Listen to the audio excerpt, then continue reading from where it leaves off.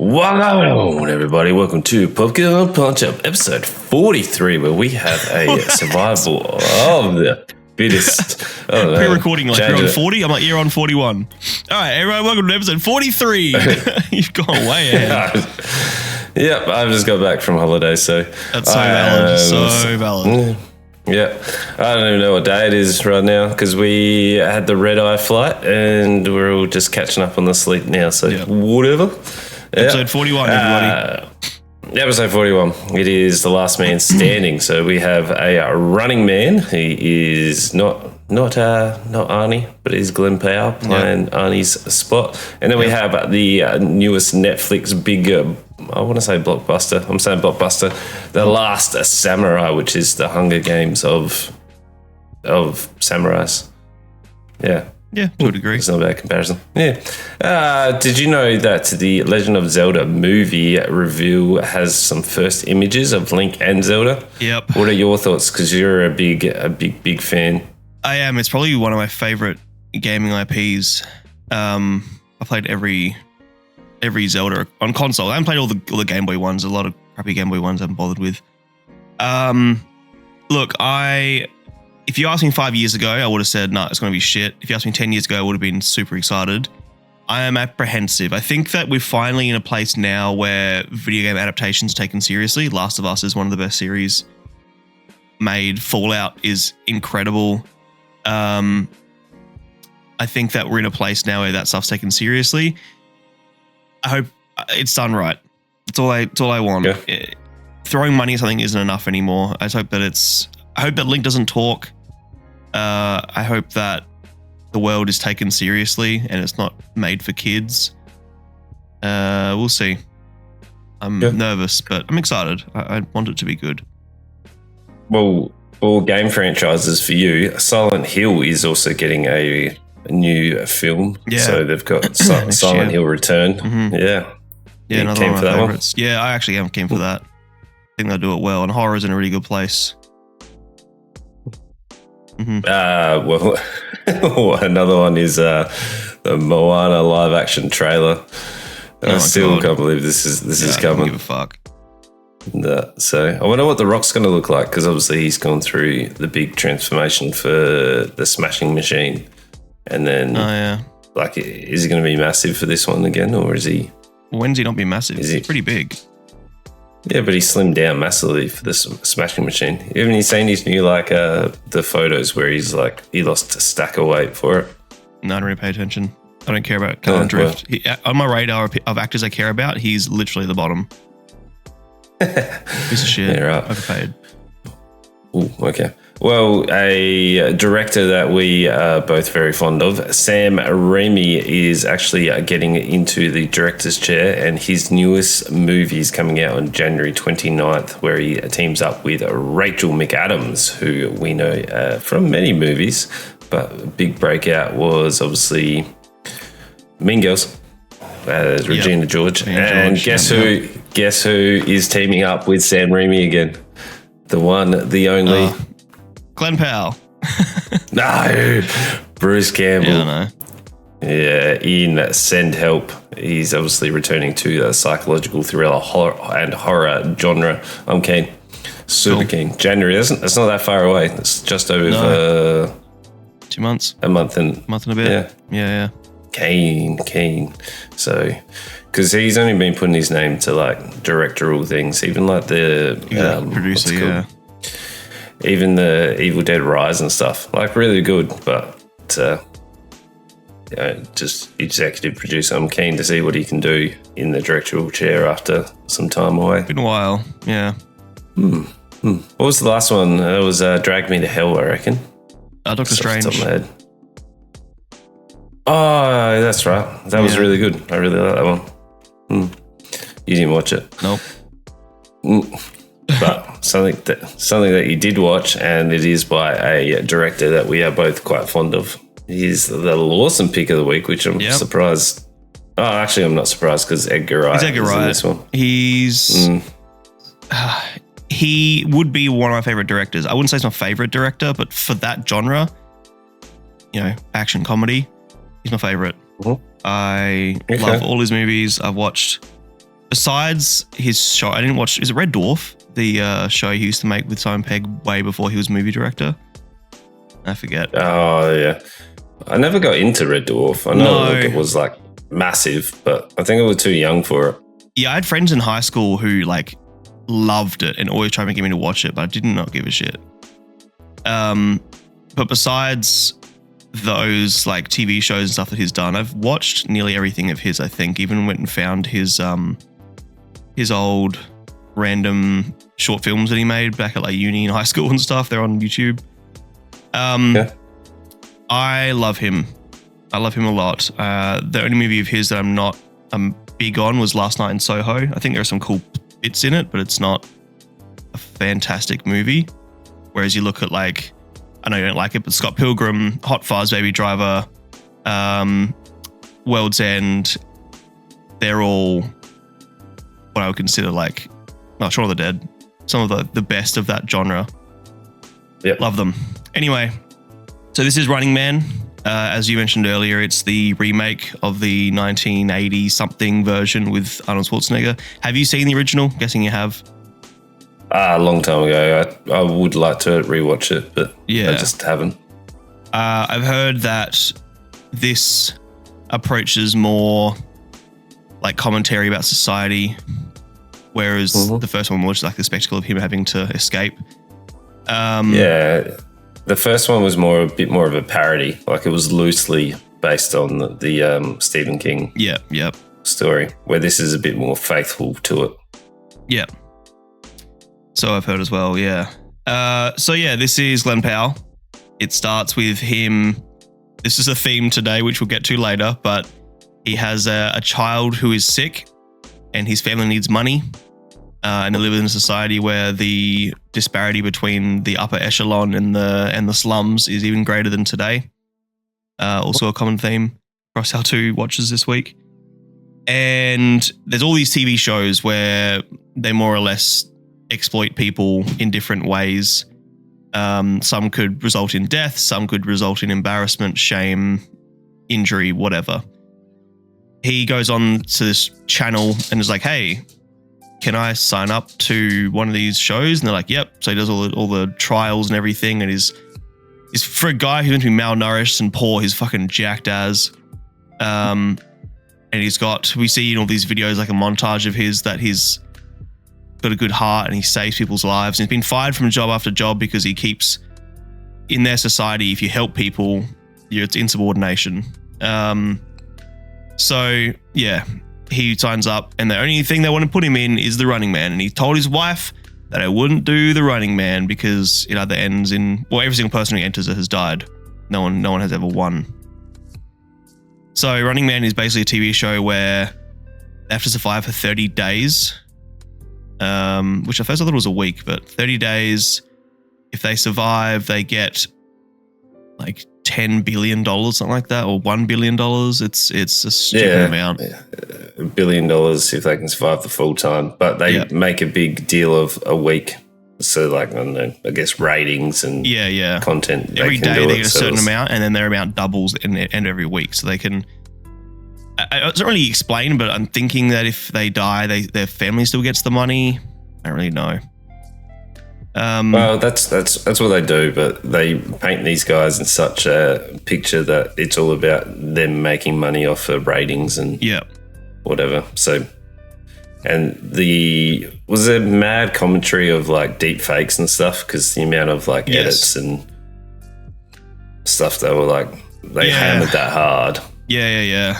Those times where he's talking to the camera and saying something about the industry and how they're poisoning your minds or they're doing whatever crap.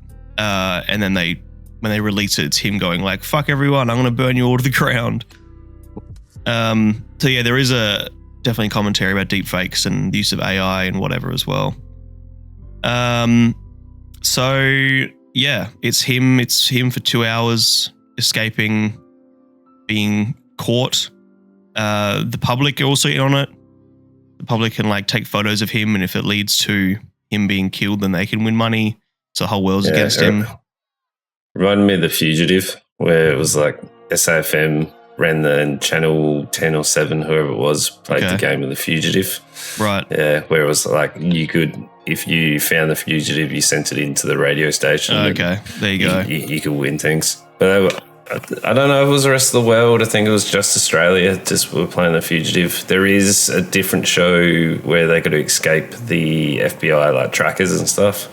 And actually show you how they use the traffic cams and all the facial recognition stuff. Like, it's actually reasonably interesting. Like, it's fleshed out like normal reality TV show, but the way they explain how they track people and stuff is actually kind of interesting. In this other show? Right. It's not about this. It's just... Yeah, they don't do that here at all. Which is kind of dumb, but yeah. No. So yeah, along the way he gets some help. Old mate from Shameless, I forget the actor's name. The dad in Shameless, I can't even find him on the IMDb list, but whatever. He helps him, gives him like a fake ID and whatnot, gets paid obviously, but doesn't mean shit because they're tracking him anyway, so his fake ID doesn't really get him anywhere. Then he has like disguises, as we know. Glenn Powell loves playing dress up. And there's a few scenes like that as well. One point, his face looks exactly like Chad Power's face. Like he purses his lips and has this like little look. And I'm like, okay, that's he's channeling some Chad Powers there. And then he gets some help from Michael Cera, which I thought of you instantly because I know you hate the actor. It just annoys me. I don't know why. Yeah, so he plays like a guy who helps these people, and he meets this other guy called the Apostle, I think, who has like a YouTube channel more or less that exposes the truth on all these shows and, you know, exploitation and stuff. There's a lot of commentary about exploitation of the media and violent cells and whatever, which is fine. I don't think it's done well, but it's there. And then it ends with Glenn Powell in a plane with some random woman who, or like they try and make feel like a main character from the get-go. He's in this plane. He's fighting like the main hunter because there's hunters that hunt down the fucking contestants. And the plane's like crashing and we think he's going to die. And then it does the whole like time skip, you know, where is he now? He buys his wife groceries and then for some reason he goes and takes down the department, like the TV show and everything. And because Richard lives. Yeah, I really fucking did not like this. Fair up. It was so shit. Like, I think if you've come from a position where you don't mind, Edgar Wright's like an okay director, and you're like, oh, he's fine, and you came into this not expecting anything from that director. It's a fine movie, but coming into this expecting action comedy done perfectly because that's what Edgar Wright does. This had none of his style. It had none of his like classic, you know, he does his like his quick zooms. He does his comedy montages. There are certain things that Edgar Wright's known for. Musical timing. There's none of that. There's one moment where the beats of the cuts are done to music, and that's literally it. It had none of Edgar Wright's style in it. Like, it didn't even feel like his movie. Most of it was a mess. Yeah. Okay. The pacing was fine, but the action scenes were boring. The characters' decision making was insane. The line writing, the dialogue was insane. There's moments in that plane scene where I already laughed out loud with like, they're trying to get bad guy number one and main character number one have their like little one-liners, and it was fucking cringy as hell. Anyway, I've rambled for a while now. Where are you at with this movie? So I was obviously really liked the original with Arnie, but that's because it was like Arnie, cheese, that sort of timepiece where it was that sort of, you know, goofball, ridiculous cheesiness, which just worked for that time. For sure. This unfortunately went, we're going to make this more of a serious like action film, but without the sort of cheesiness, and it doesn't work. It doesn't work with this one. Glenn Powell, he does fine. Like there's no real big issues there. Everyone's acting's reasonably okay. A few of the lines are silly. Edgar Wright, I wouldn't like, if you told me Edgar Wright didn't direct it and they just used his name, I'd be like, oh, okay. Like, it was fine, but there was nothing really stood out. Nothing was like really poor. It was just, it kind of moved from A to B and then hit all the story beats, and they're like, here we go, we're going to try and do some funny comedy in there. Didn't hit because they just didn't ham it up enough. Like, they tried to get Ben Richard, who's meant to be this big tough guy, but I think it worked with Arnie because Arnie's like, he's massive, and then he comes out with like him yelling and stuff is always funny, just because I don't know if it's the accent or if it's just because Arnie for some reason has that charismatic sort of presence about him, and then you're like, what is happening? There's a reason that jingle, what's it called? What the fuck? Jingle All the Way. Jingle All the Way. I was gonna say Jingle All the Bells. There's a reason that's a cult classic, is because he's so over the top in that movie, and that makes it funny.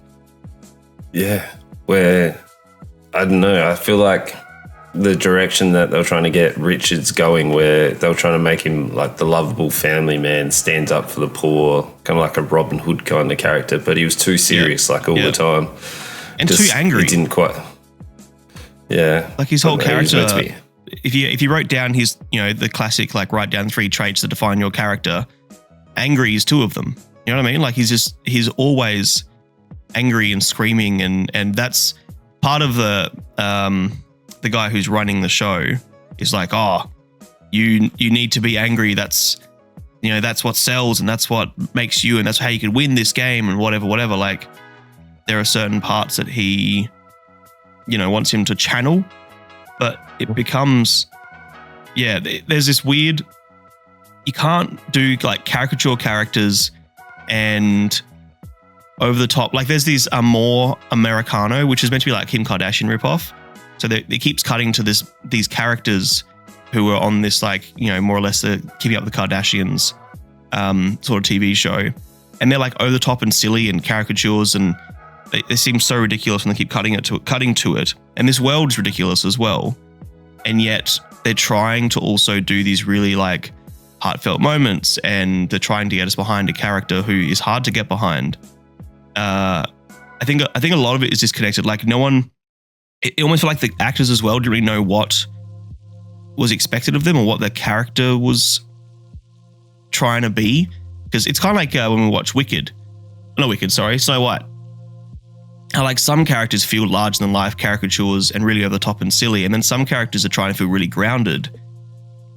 The only character I feel like that worked well was not the host, Josh Brolin's character, the guy who ran the network or whatever.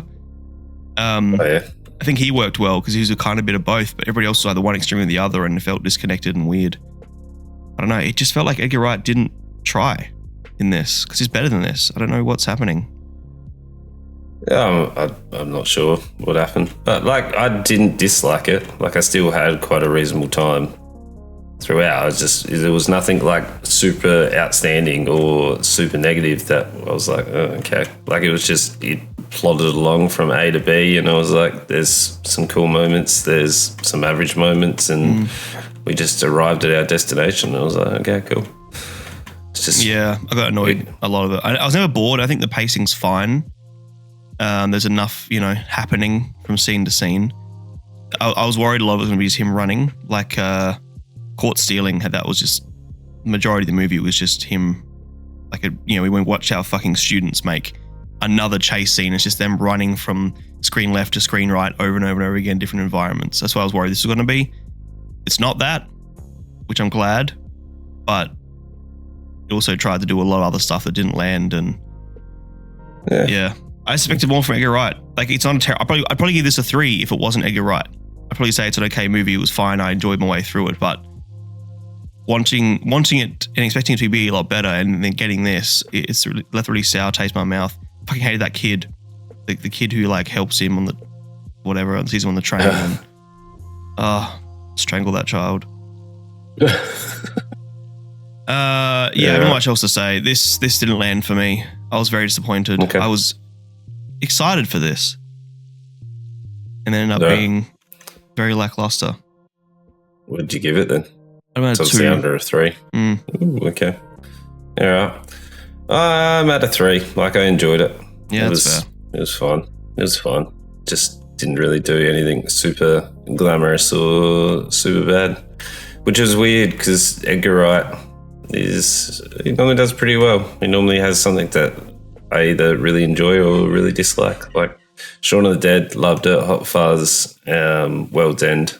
I love those ones. They're great. Absolutely. Look, Baby Driver's fine. I just have a weird thing with yes, you do have a weird thing with it. and like even Scott Pilgrim's like actually a decent film. I don't like Michael Cera. I don't know why. He annoys me. Yeah. Well, we kind of not meant to like Scott Pilgrim anyway. Success. Yeah. He's kind of toxic and gross. Yeah. Yeah, right. But yeah, this is disappointing. Damn you. And I like Glenn Powell. Glenn Powell's making good stuff. There's so many. It's like this is all good ingredients. It's like making a cake and it has all the good ingredients for a cake, and then you make it and it's like, why is it salty?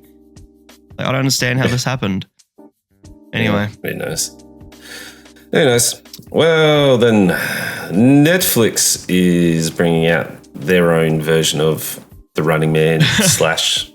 Yeah, it's crazy. Slash, what's it called? Hunger Games. No. I was like, I saw the adverts for this. Watched the trailer, and I was like, this looks sick. I love samurais. I love the over-the-top Asian like fight scenes where they fly and they have the eccentric movements with the battles. This has this, definitely. But this is in 1878. 292 samurais gathered for a battle royale lured by 100,000 yen prize. I have no idea what the conversion of 100,000 yen is in like the equivalent of money. But back then, I also with inflation, quite a large sum. Obviously, it is 1872. Wooden tags, which they... Sorry, go on. I was going to say it's only $600 today, but... Yeah. With inflation, because they say how it's like that would keep you in the wealthy for 10 generations. Like it must be an unfathomable amount of money. 600 million or something. Let's say that. Sure. Yeah.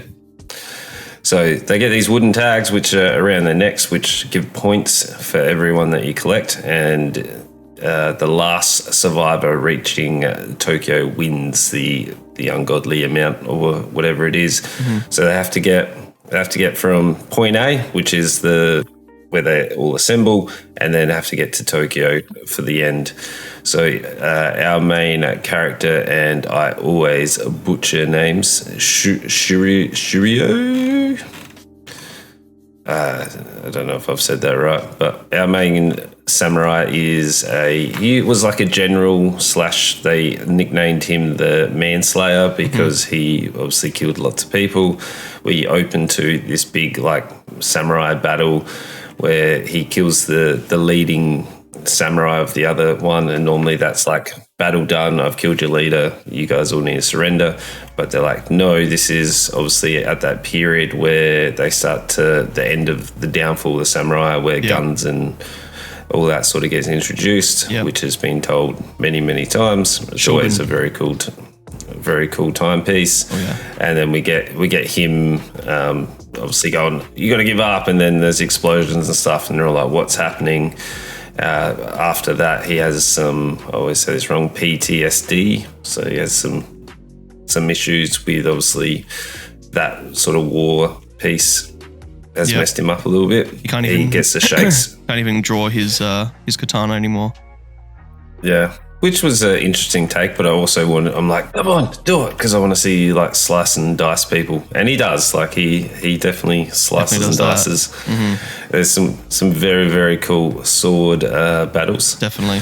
So the whole catalyst, obviously, his family's sick, aka same as the Running Man.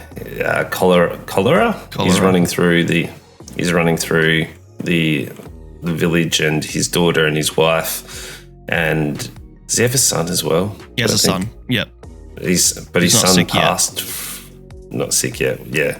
So his daughter's sick, his wife's sick. He needs money because they've sold everything. The medicine's really expensive, and then all of a sudden, someone's throwing out these flyers saying, if you got any martial arts training, come to this place. They're trying to suppress it. There's a sword ban that's been in for 2 years. So if you have a sword, you get in big trouble, etc. He goes to this place. This military-esque bloke is like, yo, we've got he reminded me very, not Hunger Games, what was the massive one? The one where it's like red light, Squid Games? Yeah, I actually thought Squid Games a lot too, yeah. It reminded me very much of that when they were trying to introduce the grand prize and the rules of the story, etc. And they're like, they have, instead of guys in masks, they just have the military blokes with the rifles who, for some reason, are absolutely insane with their shooting. Like, they can shoot people insane, like crazy through snipers, other people. Whatever. Like, some of the shots are wild, but, you know. Yeah. Got a few of them. Yeah, so they dial it up to 11 for a lot of the fights. It's all controlled by these like high-end people that are doing this betting, and they're betting on the people. Obviously, we know the main characters because the main characters either stand out differently from the rest of the samurai in there. Yep. They get a little bit of a backstory, and you're like, oh, okay, that's cool. There's... I think they've done quite well with diversity of the different people that they're going to fight. So like our main guy is your standard katana. We have the sort of berserker, fierce guy. He was really cool. I thought he was going to die, but then he like used just crazy, like bit the bloke's thumb off, and then it's like, you know, grabbing the sword and doing all that sort of stuff. Really cool. He's nice, like diversity. If you built a samurai in a samurai game, all his stats are in strength. Is your character. It's the bulk man of samurai. Yeah, and he's got a bigger sword as well. So like he fights with like a much thicker, no cross guard sort of sword. Yep. Then our main character, I forget it. Shujiro. Just Shujiro Saga, but just call him Saga if you want.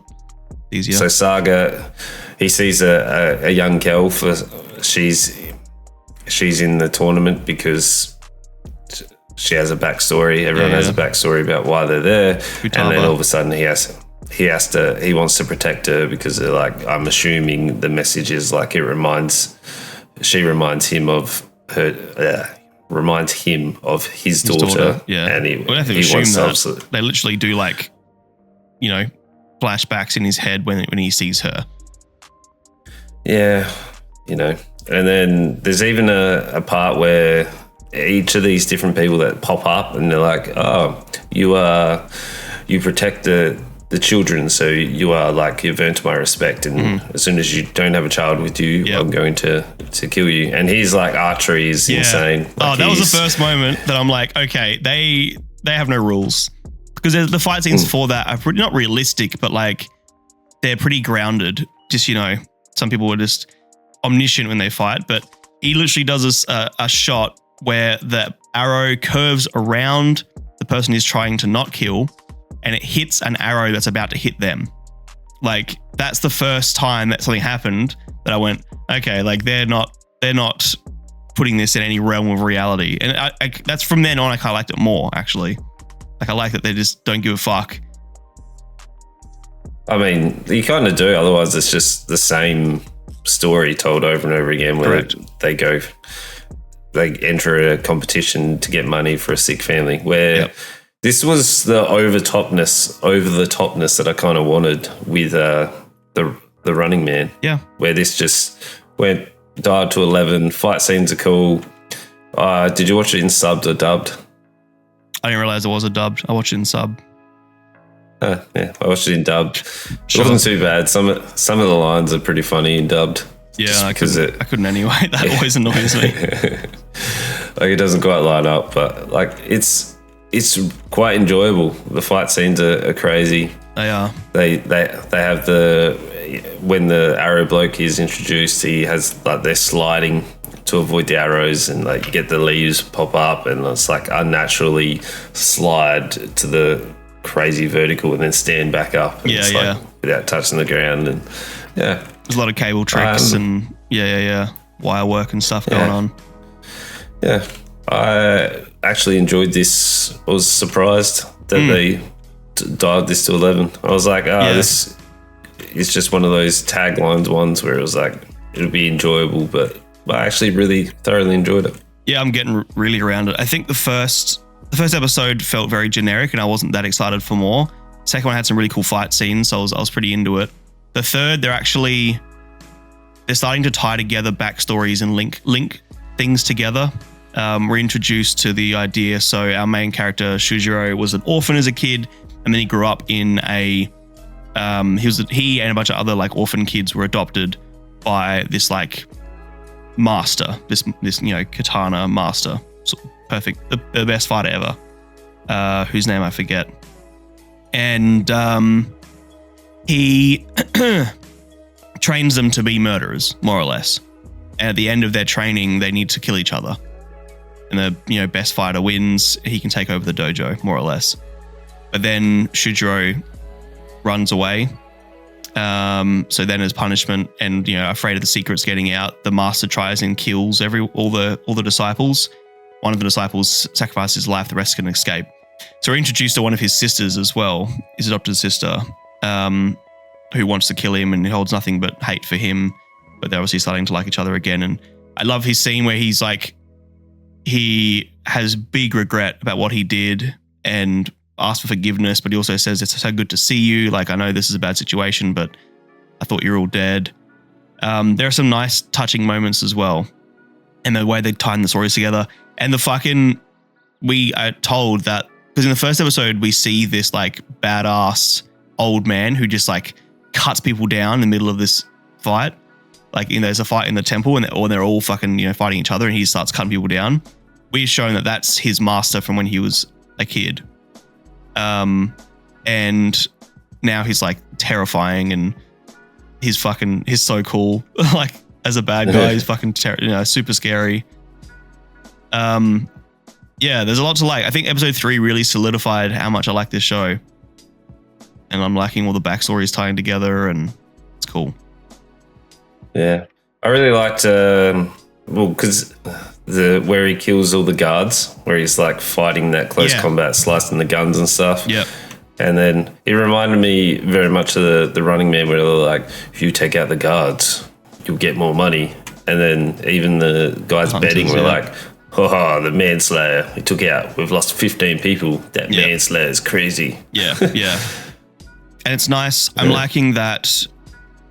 Something in Squid Game that I think kind of ruined it and why I stopped watching was all like puppeteers. The puppeteers being so mysterious and like, I just didn't give a fuck because they kept it too mysterious. I didn't care enough to want to know. Whereas in this, we're told from the beginning who they are. We're not shown who like the main runner is, but we're shown pretty early that there's these guys gambling on it. It's all a thing for them, and their goal is to wipe out the last of the samurai. So this is intentionally orchestrated so the samurai kill each other. And I think that's a really cool, I'm sure this didn't happen in real life, but it's a really cool way of looking at how the samurai ended and how the last ones were put like to rest, sort of thing. I think it's pretty sweet. I'm really enjoying it. Yeah, I thoroughly enjoyed it, which was a nice little surprise because it either goes, there's very few that are like, it's just okay. But yeah, cool. I mean, nice little. Sorry. It's a nice little 6-episode mini series. I am wondering if it finishes the end of those 6. Do you know if there's more or that's the end at 6? That's it. Okay. My speculation is that because they've deciphered that because of the amount of tags, 9 people could make it to the end. So I'm betting that 8 make it to the end because maybe there's lots of tags left. There's a line where he goes, don't take more tags than we need, it's dangerous. I disagree. I think to take all the tags you need. Why would it be more dangerous to carry 10 than carry 3? Either way, you're a target. How would people know that you've got that many tags as well? Yeah. Anyway, I'm assuming that 8 make it to the end and they have like a round robin fighting tournament for the last ones. But I like the alliances that are being built. There's that one guy who's come in, a really tall dude, pretty funny. Yeah, it's good. It's good. It's simple, but it's good. It's no Shogun. Shogun's still one of, if not the best samurai show, movie, anything I've ever seen. That was fucking incredible. It's not as good as that, but it's not trying to be. No. I think it's shot pretty well. Like, the set pieces and stuff look pretty cool. Yeah, it's interesting. I thought the war explosions and stuff, that was sick. Yep. When they opened, There's a lot of little nods to classic samurai films, a lot of little shots that are intentionally trying to replicate and point fingers at the originals, which I appreciate, like homages. It's pretty good. Where you at then? Fuck it, I don't make my own rules. I don't think it's a 4. It's like, to say it's as good as like, I don't know. Maybe it is a 4. Let's go a 4. Fuck it.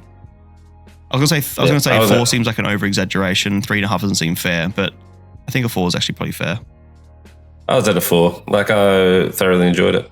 It wasn't trying to be your groundbreaking story, but they did it in that nice, fun, sort of over the top way. So good fun. I think it became a 4. It started like 2.5, and then episode 2 was like 3, and then 4 episode 3 sucked me in. Yeah. So we'll see how it ends. I'm definitely gonna watch it, I reckon. I'll wake up thinking about it. Ooh. Nice. Well, wrap us up. That means Reimann wins. Hooray. Hooray. Well, you know what to do. You listen on Spotify and Apple Podcasts. Make sure you give a 5-star rating. And on YouTube, make sure you like and subscribe. And we'll see you guys next time. We do ask that you tell your friends. Tell them all. Boys. I love yous.